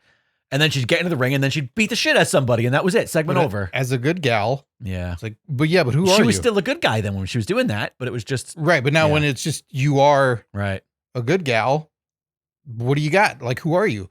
So many other people have really flourished. And it's hard to say now, like the WWE machine takes that away from you. Right. Because I feel like so many other people are able to tap into it, maybe through resources or what, I don't know. But she just doesn't have that in my eyes right now. So yeah, this one's kind of a bummer. And I kind of pick her to win it, to be honest with you. Because not that I want her to win it, but I think that based on what you told me, the story they're telling, maybe that's what they're going for. And people wonder what Bianca with Jade and Naomi, what's going to happen there. I don't know. I don't know how Rhea, you took it away from her going into this. That seems crazy that she's on such a hot streak and if she doesn't win it. I don't know. Rhea's great. Bianca would also be great. Io is there. And then one thing that I'll bring up before we get to our main event, Randy Orton was set to have a match versus Kevin Owens. A very long that was build, but Kevin Owens has announced that he's having neck surgery. He's going to have to cope. Mm-hmm. Fuck. So Randy Orton currently does not have a match as of this recording. I can't imagine he goes into Mania without a match with someone. So do we think that we get a segment? Do you think that we here? Okay, let me pitch something to you. Shane McMahon, Tronquad. Randy, we appreciate you. We're still gonna pay you. But guess what? You don't have to wrestle a match. This is your Mania moment where he comes out. God, we need to shorten that entrance because he's not for a match. Just get to it. And it's all about how, like, I was supposed to, come out here. I was supposed to do this, blah, blah, blah. I was supposed to have a match, whatever, and then have a legend. This is your, like, is there anybody from the Hall of Fame that could do something for, like, have a moment? Kamala. I don't think that's going to work out so well. Why? Just going to reel out the casket that Taker made for him in 1996 or whatever it was. Yeah. The big wooden one that was extra big with the logos painted on it. Yeah, with that was fucking awesome. The stars in the moon. Oh, remember how awesome wrestling used to be? Okay, yeah, I don't know. They're like, have a fun bit. Have somebody come out. He's got the RKO was one of those moves, like the stunner, and like where you just like, sometimes it's just fun to watch somebody get their comeuppance by getting RKO'd. Have a fun WrestleMania segment. I don't know who it is. I can't necessarily pitch the right person, but I mean, Hogan would be great. Don't let him talk. Just let him come out to the ring, get He's RKO'd him before, and Hogan could barely take it then. He had to take it onto a car. Yeah, no, I'm joking. Don't put that dick on my TV. But something there could be something there. Is there another? Or here's another question: is there a recent signee or a call up or somebody that they're going to be like, hey, do you want to fucking? Here's 5 minutes with Randy Orton at WrestleMania instead of debuting on Monday or debuting on Friday. Afterwards, maybe it's just like, here, come up, welcome to the big leagues. He can lose, whoever it is could lose, or he can still get the victory. But it could be Ray Phoenix is the newest person. Ray Phoenix would just be like, hey man, he came in and he lost to Orton. You got to jump off that thing up over there, and then he's going to grab your neck. But like, there ain't no shame in losing to Randy Orton at your first Mania if you just debuted. I don't know. I think there's a lot of people that could potentially fill the spot, and you could just do a match, a last minute match where it's Orton comes out on SmackDown, say, and just go, I was supposed to fight Kevin Owens. Hey, he's got a neck injury. That's too bad. But if he wasn't going to have neck surgery before, he was going to have it after the fact. Right. And someone could take umbrage with that. Like, Randy, you're out here to hurt us. It could be Solo Sikoa. It could be fucking... Sorry to interrupt real quick. Is Sammy also out? Sammy, at this point, does not have a WrestleMania match. And Sammy and Kevin Owens have broken up once again. Yeah, they're still at odds again. They're sleeping on different couches. Okay, because I was gonna say it could just be like, hey, I'll step in for my friend, but not if that doesn't work for the story. Shit. Yeah, I think there's people. I mean, he fought Carmelo Hayes recently. That was pretty darn good. Right. Yeah, or even like an NXT person, give him a shot. Just I don't know. No, not on a Mania stage with Orton. No. I think there's plenty of people that are called up. Right. That you can do with. Where's Omos? They love that guy. You got to get up there for that RKO. Exactly. Make him work for it. You got Andrade. You got Carmelo Hayes. You've got I'm blanking on the guy's name. The Gunther's lackey. Oh yeah. Kaiser. Yeah, Kaiser Soze. Ludwig Kaiser. Whatever happened to fired the other guy? Oh, okay. There's a lot. I'm not looking at a list of people, but I hope Orton still gets a Mania match. Same. And gets to do something with somebody. I think Solo's a potentially good. Solo's I mean, the guy, like, he's been doing great work. He's been carrying big stories for a year. And if he does nothing else to do at Mania, it seems to make the most sense just to give him something to do, give him a payday. And shit, make Dominic wrestle twice. Who gives a fuck? Yeah, I'm trying to think. People like him seeing get beat up. Is JD, is he back? Let's get him. Yeah, I don't know if he's ready yet, but I think people will be into that too. Yeah, that's I'm trying to think who else. I was gonna look at the roster really quickly just to see, but on a phone it's tough. Is it? Just they put like 2 photos per. I don't care about your cookie policy. I do. I love cookies. I mean, let's bring up Ricky Saints from that would be the one person that NXT, I would say, right? Sure, but that'd be a tough. That puts him in a tough spot. Right. I mean, Where the crowd going like, who the fuck are you? Yeah. I hope you lose. Like, wait, you're supposed to like me. There's definitely people on the roster that it's like, yeah, I mean, what's happening with Theory and Waller? Like, there's people, because they're good because they're like heel joke characters people like to see get hurt. So those don't need to be, they could just do a segment with those guys. Yeah, shit. I mean, I wouldn't mind a little thing with Pete Dunne, maybe. Although I think he's a babyface now again. They re-put together. He needs a new look. He's got to cut his hair and do stuff. The New Catch Republic. I know this in no way works in storyline, but damn it, if I were to have anybody, and now looking just at the SmackDown roster, I narrowed it down. They're good guys again, but fucking some alternate universe of Montez Ford versus Randy Orton. And he could still be a good guy. Yeah, why not? Give him a shot. And that could be you know what? You do another baby face. If you do that thing where Orton says like, hey, so it turns out I don't have a Mania opponent. So this is an open challenge for a Mania match, and then the Street Profits music hit. Everybody goes they're like, what the hell? What is this? They both come out and, he gives Montez Ford a pat on the back and like Montez walks down the ring. That would be a huge moment. And they could shake hands. He could beat him. Meaning Orton could still beat him, but pick him up afterwards. Sure. Give him the handshake, give him the rud, lift him the point. That's actually a great idea. That's my favorite one so far. Otis is my second. Otis! I want to see him try to do the caterpillar and then get RKO'd during the caterpillar. Yeah. What is Wyatt Six have? What's going on with them? Mm-hmm. Okay, great. Good talk. Our main event for WrestleMania Night 2, certainly something that amongst Mania events of recent years, boy, would I love to be there and feel this energy for the last time. For the last time, and for everything that's been the story, all the back and forth. I'm way into this. Cody Rhodes, the champion, versus John Cena for the undisputed WWE Championship. I think Cena, this might take longest entrance of the night if they do something. Because they might do, even though he runs really quickly to the ring, there might be a big pomp and circumstance. He doesn't run anymore. Okay, great. He's been walking. All right. Well, I think there might be some big pomp and circumstance around his last Mania for his Macho Man song? Yeah, they're gonna graduate him. He's graduating from wrestling. Finally. Shit. I mean, it's gotta be Cena. Like Cena has to win this match. It'd go either way in my mind. I know it could. But I want it to be Cena. I want this to not have bloodline rules, any type of things of we're all just turning our heads waiting for a new person or a legend to show up, anything. Yeah. It's just these two.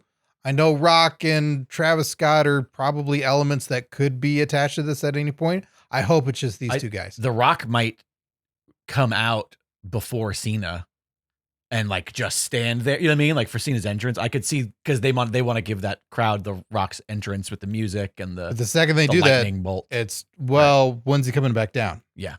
Because I don't buy any of this could be the end. Yeah, but it might also just be that Cena loses the match. Like he gets beat, but then there's a bit kind of like what I was saying with the Gunther. I mean, no, not the Gunther. Who was I talking about? Tiffany Stratton. Fatu. No, the Fatu and LA Knight match where there's a big post-match beatdown where Cody still gets his ass kicked despite winning and defending. But I also just want I want the record to go to Cena. Mm-hmm. And it just, to me, it makes sense. But also, who knows what they have planned for the rest of Cena's run? So it's like, I say what makes sense, but they've done it's been well written recently. Yes. And so like, it is compelling television. Yeah, it is can't miss. Cena, no, you can miss it. Trust me. You're totally capable of missing it. You can't. You can miss it. Like you can miss almost all of it. Maybe that's why I had that shit last week. Because I was missing it. You're missing it, and it's hurting you. Yeah, I've rewatched these segments. I don't know if you watched the one. I'm trying to remember where they were. This might have been the one in England where Cody and Cena mouthed off against each other again. Have you seen all of those? Oh, no, I saw the one where I think it might have been England. The one where Cena did his like, I don't bury talent, I bury mediocrity. I saw that exchanged in two of them. Yeah, so that is the only one I saw. That one I've watched. That one is so fucking good. Yeah. I want to get this right. I build empires for billionaires. You Right. just steal money from their kids. Right. That's a great line. That's so fucking good. That's just one of many. Yeah. Oh my God. It's so fucking terrific. These two guys. I also really did like the angle that Cody telling Cena that he's playing a character now. Uh-huh. That you actually do love these people. You do love it, that this is a bit you're doing, or that is actually really interesting to me, because that's like, I can't remember rather, any time a babyface wrestler told the heel, you're not actually a bad guy. You're a fucking liar. Like, that's so unique. That's so strange. And the fact that he called him out for being like over rehearsed, like that's fun. That Cena called him out. You can't wrestle, all that shit. There's a lot of, that's true. Yeah, there's a lot of layers to this. This is good. This is really good stuff. They're on point. It's a shame if this is a one and done, because it certainly could keep going. This has legs. Cena being heel has legs. I mean, it's insane. Like we said when it first happened in that episode we recorded, like it's insane that in his last year for his farewell, Triple H has talked about it now. There's been interviews. I just as a fan, like, I wish he didn't do it so soon, but Cena acknowledged the whole pitch and then said, you could have just gone by the numbers. You could have done everything that I do. Right. But this is really challenging. Yeah. And so he's into it. Yeah. I love the idea that he's gonna be like, he's gonna love this so much. He's like, yeah, fuck it, I'll stick around. I'm gonna keep wrestling. I get 3 years out of this. Oh, did I say 1 year? Oh no, that was it. You missed the second 0 at the end of Ultimate heel move. 10 years. I just sold all this bullshit merch. This is my last time in Germany. I'm going back next year. He did what Mark Henry did to him. Yeah. So I am so excited for this match. It has everything that I want, where I truly don't know who's going to win. It can go either way. It's been built. The moments are great. I can't wait for the entrances. Everything about it is tapping into the fan of old. A+. So that's match of the night for night 2. Without a doubt for me. Yeah, I think it's going to be hard to beat the excitement of that. And the reality is all of the other matches on the card are less interesting to me. Sure. Like, I actually think it's not a great card for night 2. In fact, I think night 1 is so overstacked by comparison that it's bad that they should restructure this. I think it's fine. Yeah. I think this one will probably, the way placement and everything, and it suffers from not having Orton and KO on it. That would be my second. That's your semi-main. And it would definitely be the match of the night that I would be the most looking forward to, as far as like, or the ladies triple threats. They're going to really steal the show. Whereas like the story of Cena and Cody is just going to be undeniable. That's what's going to make that great. Yeah. Even if the match is mediocre, it'll still be fun. And it very well could. It could just be a lot of big power moves. Yes. But the KO Orton would have been one of those, like, this might be the greatest match either one of these guys have had at any given moment in time. They could put that on. But yeah, I feel like this one could properly build in the manias of old, where, hey, you got a solid opener, you're going to take a little dip, then you got this, you got that, and then we got to our main event. Right. We didn't blow the crowd out feel like early. a big deal. Right. Which night 1 could certainly have a couple of times over. That's true. The crowd spent. They fucking yeeted for half an hour. Oh, right. If that opens, yeah, it's gonna be exhausted. Everybody doing this for a long time, and they're like, "Oh God, damn it! I don't want to." Just on like arena food. Yeah, all that. That's a lot of abs. Yeah, doing that. Yeah. Then you gotta get nachos to refuel. Oh fuck! I'm so hungry. So, I think in the history of our 2-night WrestleManias, this is one I'm looking forward to actually tune in for 2 nights. If it was in person, if I was going, right, I'd still go. Fuck night 1. I'm not going, even though it looks better. Right. I'm just going for the main event of night 2. Yeah. So they've balanced this out better. This is a proper Triple H booked WrestleMania now. This isn't right. This doesn't have any. There's no holdover event stuff. Right. Like, this is now all anew. And we have 7 matches for night 1 as of right now. We have 6 matches for night 2. I hope that. So we're showing some restraint. I hope that they're outside of the, here are the Hall of Fame inducted people this year. That thing that they do every year, they bring everybody out in the stars, and everybody takes an awkward step forward, and then somebody gets to play their music, and everybody else goes, "Oh, this is bullshit." Oh, cool. They played the fucking other song. Yeah, and they get theirs. Yeah, Triple H will get his. Right, 100%. Yeah, 100%. So, with that said, I hope there is, unless they do some one fun thing with Orton, which now I still want the Montez Ford thing, but I don't want there to be any old legend bits. Don't drag anybody out and give them 20 minutes to fucking talk. Like, just stick to the matches. I'm all for it if they don't do the I hated them anyway, but here's one legend on camera. Hey, here pops up another legend on camera, all backstage, and they all end up dancing. And then Farouk says, "Damn." And then camera pans over to Farouk and he goes, "Damn." Like, yep, none of that. That's what I'm talking about. I am all for, the one year they did something interesting and it was too rushed. It was too little time. Pee Wee Herman. It was WrestleMania 1 main eventers. Right. Sure. It was Hogan and Orndorff and Piper. If you want to do things like that, if you want to have Bret Hart be there and interact with Michaels, right, or something like that, or Taker and Triple H, do it backstage. Or like as part of the event. Unless you're doing some proper, as part of the show in the ring, we will be doing this. Right. Sure, say that beforehand, but yes, if you want to do something backstage, because we are getting the match inducted into the Hall of Fame this year. I don't know if you know about that. This is the first ever match, so we're getting Bret Hart versus Stone Cold Steve Austin from WrestleMania 13 inducted into the Hall of Fame as the first match going in. Oh shit! Interesting. Yeah, I kind of like that. As long as everybody doesn't get fucking rings for each of these things. Oh, they will. But it's weird also that. And you mean entire wrestling ring? Yeah, right? a whole here you go. Shamrock's not being acknowledged for this so far, which I think is a little strange because I think he's a key element in this. Oh, interesting. It's just the competitors. Mm-hmm.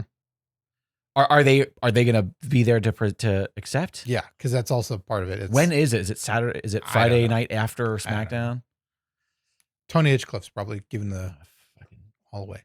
Goddamn. So that's an interesting element of you. Stone Cold and Bret Hart are in town, right? Right. Yeah, and that's an easy backstage thing. You know what's great about that though? Literally the two biggest inspirations for CM Punk, who's having his first ever main event of WrestleMania. They're like just a little backstage segment. Oh, then Heyman's like, "No, I'm the guy. No, but it's me." Even if it's just like we see two segments before that main event of him walking up, to each of them and just shaking and getting a high or whatever. Brett gives Punk a score. He gives him the his rating system. Yeah, it's like, by the way, 22. Really? That's it? Fuck. Are you serious? He's like, yeah, you look. Your gear's ripping off my gear. Fuck you. Pink and black. Be original. Let's see. Where is one thing that's outside of WrestleMania things? We will see Luger on the stage. I think I'm going to tune in for Luger's speech. Yeah. I can't miss that. I don't know if you saw this. That's clearly what's what you popped up on. Cody had surprised Lex Luger when he was working out with DDP. They were shooting it. I don't think it was contrived. I think it was. Oh, because DDP's always shooting stuff, right? This could be for the doc that DDP wants to make, right? And Cody shows up and sees Lex, and Lex gets up to hug him, and he goes like, "Hey, I just want to let you know that on behalf of WWE, this and the other, that we're inducting you in the Hall of Fame." So a big celebratory moment amongst all of them. That's really awesome. So to see Luger stand there, and then if he's going to be on the Mania stage and then stand up one more time, shit. That's a moment. That is for sure a moment. That's pretty cool. And then Triple H is going to be like, "I don't want to spit the water. I'm wearing a nice suit." Friday night after SmackDown starting at 10 p.m. So that thing again where they do it right after SmackDown on the SmackDown stage. Maybe they do it in the ring. Yeah, they do it. Because Taker and I forgot Heyman, where they just take the ropes off. Yeah, I haven't watched those yet, but that's a pretty cool bonus if you're going to that SmackDown. And you know what? It is a little bit interesting that it's in the round. Yeah. But also, too many fans. Kick the fans. It's also tricky when you do the proper Hall of Fames because then those fans take over. It's weird. I don't know. Also, though, the next day is Mania and you're going to have these people staying up until fucking midnight because this thing's going to be 2 hours, right? What? The Hall of Fame induction? Probably. So it's going to end at midnight. By There the are time things people in the get out of morning. there. There's NXT shit in the Exactly. morning. Man. Like it's never ending. Shit. I think they even have stuff that's overlapping one another, which is unheard of. So I don't know.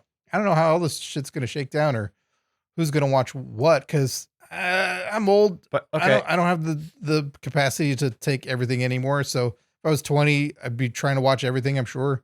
I'm curious as to everyone else's. What are you taking in? What are you watching? Right. Really, just because I clicked on something and I saw it. You said that you didn't see SmackDown yet as time of recording this on Sunday the 13th. Apparently on SmackDown, Randy Orton has given an ultimatum to General Manager Nick Aldis to find him a WrestleMania opponent or he won't like what happens next. Well, shit. So we will. Nick Aldis should wrestle him. So that's not a bad idea. It's not That's because a fucking great idea. Aldis could fucking. You look at that guy. Maybe he run out of oxygen after 20 minutes, but that dude's still built like a fucking tank. So we know for a fact that Orton's getting a match then. So it's Good. not. So that is a guarantee. Who his opponent is a question, unless we might find out. Luger. He can stand. He's a legend. If he can stand, he can take an RKO. That's right. I think here's my question is do we find out or do they save it as like at this point, save it for the surprise? Yeah. You got to. Yeah.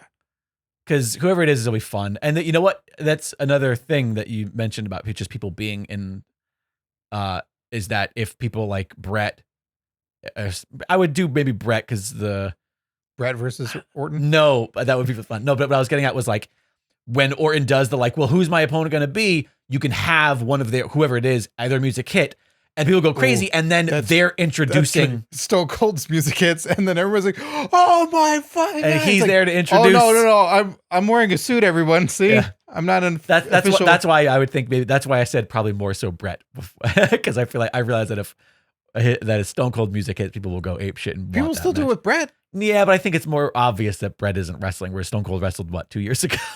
Yeah, but people will go like, "Oh shit, Brett's gonna do it." He'll come out and people get a hello, and then he'll introduce. Nick the Aldis one gave way me you a can call do it asking is for if some advice. Orton sees him backstage, right? Like he sees whoever is going to be the Right. person, and says, By the way, I found someone for Nick you. Aldis told me to announce the person tonight." Right.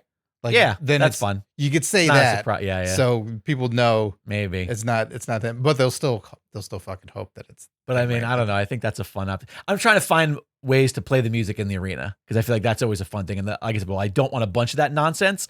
That's the one moment you should do it because we've already have the precedent of Orton needing an opponent. So God, if Stone Cold comes out, whoever it is, it's so many notches below of the reaction that Stone Cold will get. 100%, the glass breaking, 100%. and then hey, follow that That's kid. why it can't be Stone Cold. That's why it can't be Stone Cold. Can't be Brad either. I think it can be I Brett. think it could be Kamala. I think we've already. God damn it!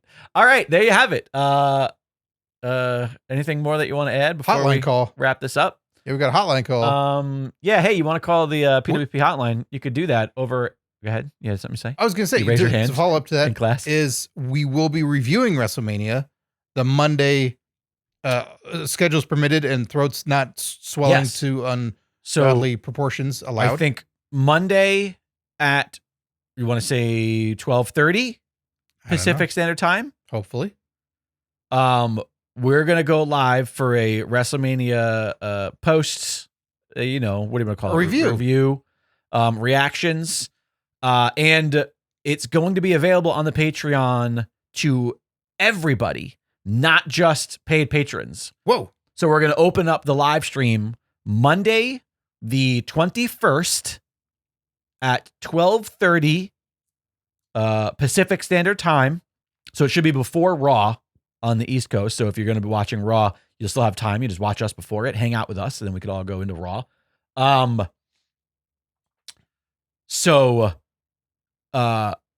going to open that up to anybody who's on the Patreon. You still have to become a member of the Patreon, but you don't have to add. You could just join for free. Oh, and it'll be there. You don't have to pay anything. It's not behind a paywall is what I'm trying to get at. Gotcha. Sorry, I got distracted. But you have to sign up. Yeah, you just have to sign up, but it's totally free. Yeah.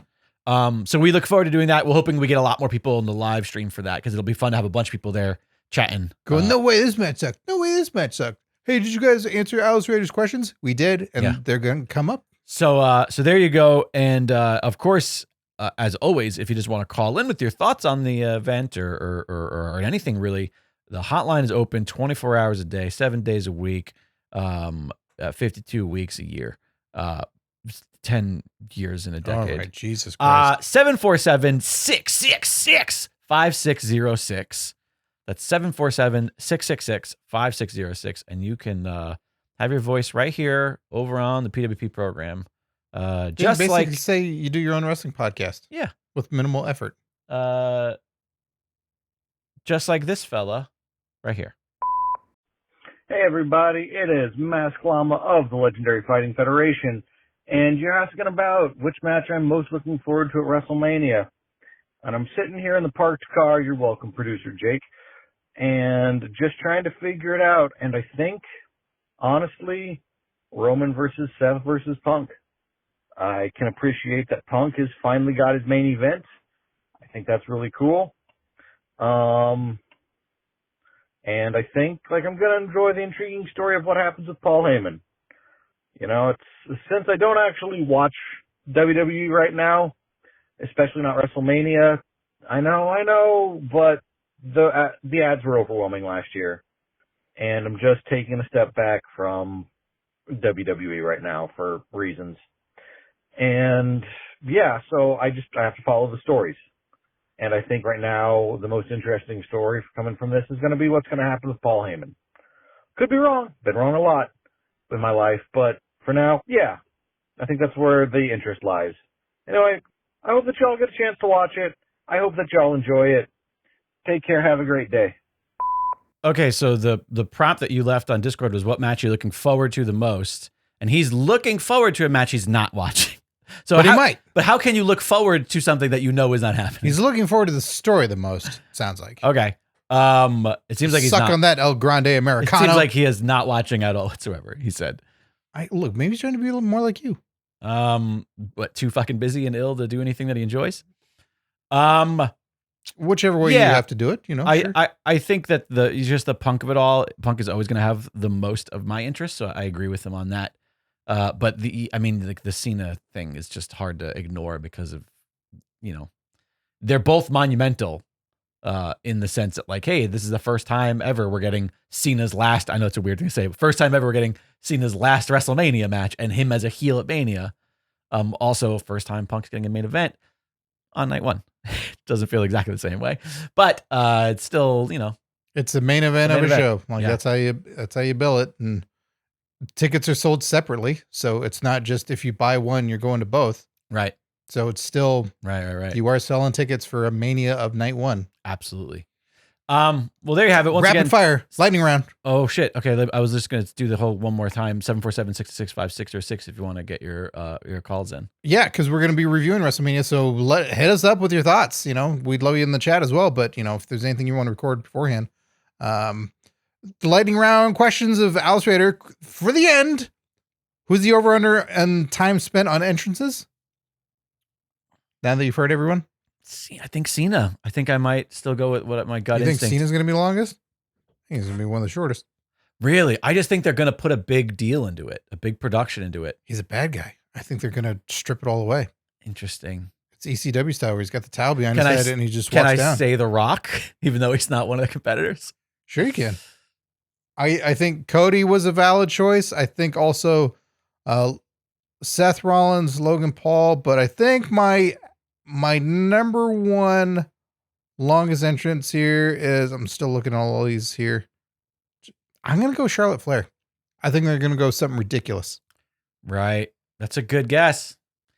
She's a sleeper because I feel like it's always just like a robe with the walk down. It takes a while, but they might do something with some costuming and grand something or other, the Queen. And they're also they're in Vegas.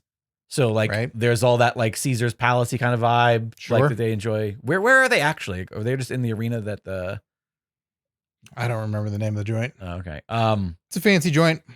It's the football stadium. Right. That's what I meant. Yeah. Yeah. I couldn't remember the team. Wrigley Field. Great. And who gets the live band in their entrance was another Alice Raider question. I mean, God, I hope it's not Cody, but that makes the most sense. They need redemption. God, it was so bad last time. That to me makes the most sense. We've already got Living Color once before, and most other people don't. We? Yeah, Punk, Living Color played Punk out to the ring once. When? I don't, my memory is not gonna be able to pull that, but you already pulled something, so I was like, oh, I just don't recall that. Living Color plays Punk too. Some of these other songs are just so atrocious, so there's nothing there. So it's like, well, they can't be WrestleMania them. 29 was Okay. when Living Color played. Cool. God, it was fucking awesome. Yeah, there's a lot of these. It's like there's no real song. Yeah, that's the thing is that they don't have bands playing their music. Maybe like Rhea that's has happened. one, but we already had that. She sings along with it. I don't care for that. Yeah, I'm trying to think of who else.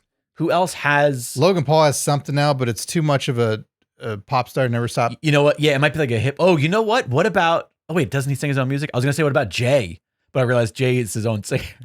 Doesn't Jay sing his own theme song? The day one, like he's shattering it. But it might be that. It might be like a, some rap star coming out and doing that. That is my guess. Actually, do you want to know why? Because you've got everybody doing that to it. That to me makes the most sense. Okay. But maybe it's not maybe it's like a DJ doing like a mix of it, and it's not necessarily somebody like actually emceeing it, or because I do think it's him singing it. I say find Orton's band. Do that one. Talk to me. Yeah. Yeah. God, I can't even think of who else has.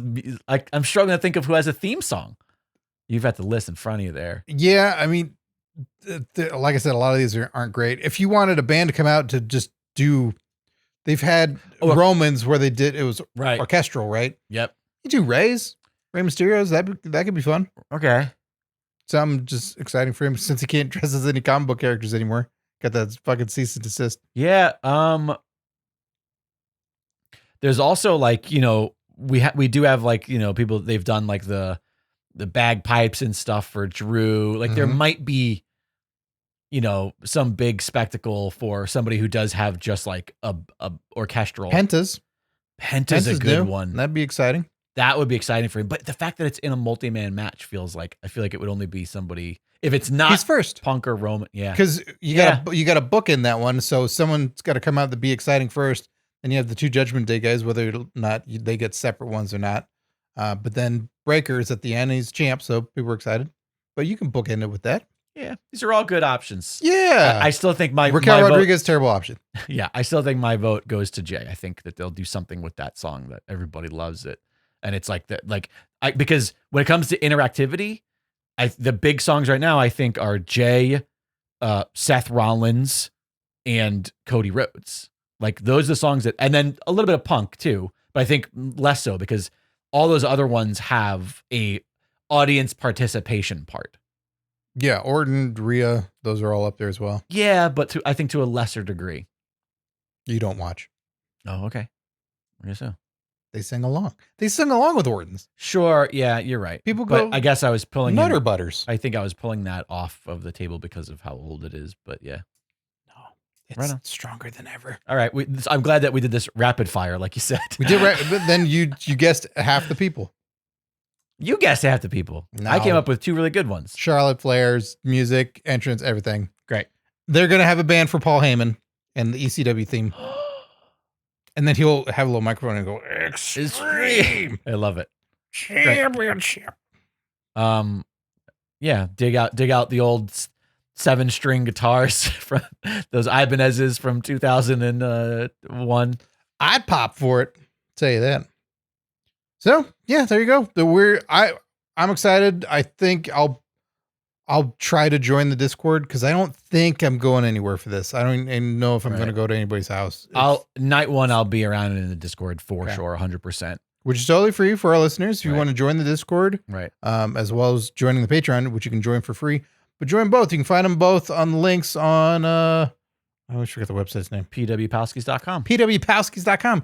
Sign up for that shit. Join in, have some conversations, have some good times, and let us know what snacks you're having. Yeah, we always care about the snack. I want to see the snack spread. That's key. Yeah, that'll do it. Once again, we will be live the day after Mania for free on our Patreon. You just got to become a patron for free. You don't have to pay anything. And you'll get access to that live stream. But we won't be mad if you do. No, not at all. But it'll be fun to hang out and just do it all live and chat about what we thought about Mania before Raw the next day.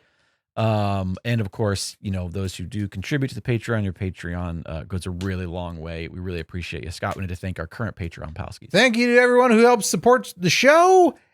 Adrian Avina, AJ0314, Alex Pierce, Alice Rader, Andrea Beeler, Gilbert Short, Mass Lama, Mexican Stallion, Michael Beltran, Mike Lucas, Suicide, Tim Redbeard, Tom Hader, and Tony Griggs, the current PWP champ.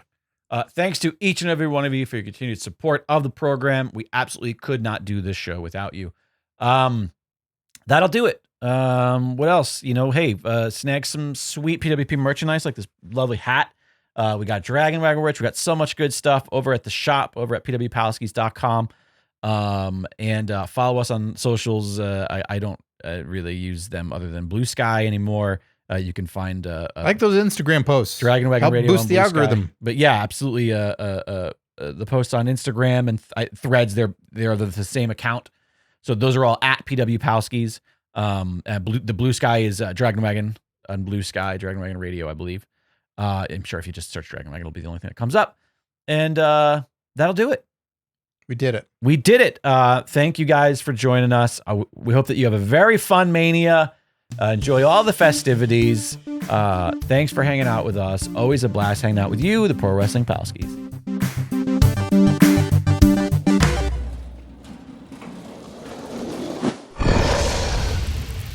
It's Dragon Wagon.